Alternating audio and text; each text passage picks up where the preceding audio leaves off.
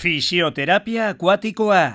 Fisioterapia akuatikoa uretan terapia fisikoaren erabileran oinarritzen da.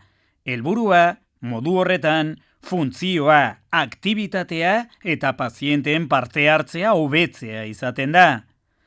Zergatik aukeratzen dugu uretan egitea? Pisu gutxiago.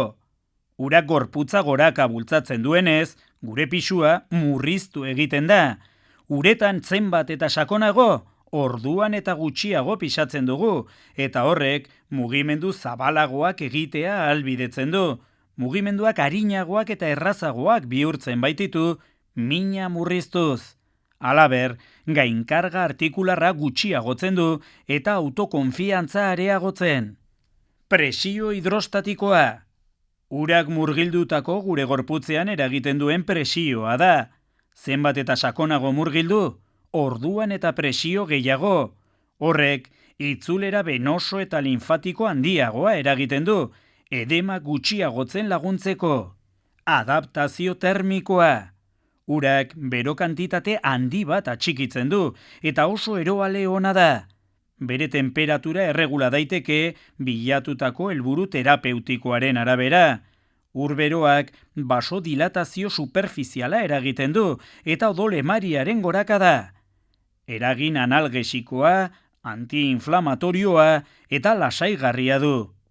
Aldiz, urrotzak inflamazioa gutxiagotzen duen basokonstrikzioa eragiten du eta oinazearen apaltzea eta aktibitate muskularra handiagotzen. Fisioterapia akuatikoa lesioen prebentzioan, berreskuratzean eta berregokitzean erabil daiteke. Edozein populazio motarekin eta osasun egoerarekin erabil daiteke halaber. Gainera, errutina terapeutikoa usten duen ingurune ezberdin bat eskaintzen du. Egokia da aktibitate ludikoak errekurtso terapeutiko bat balira bezala erabiltzeko, eta horrek parte hartzea bultzatzen du, hutsegitearen beldurra gutxiagotzen du eta frustrazioarekiko tolerantzia areagotu egiten du.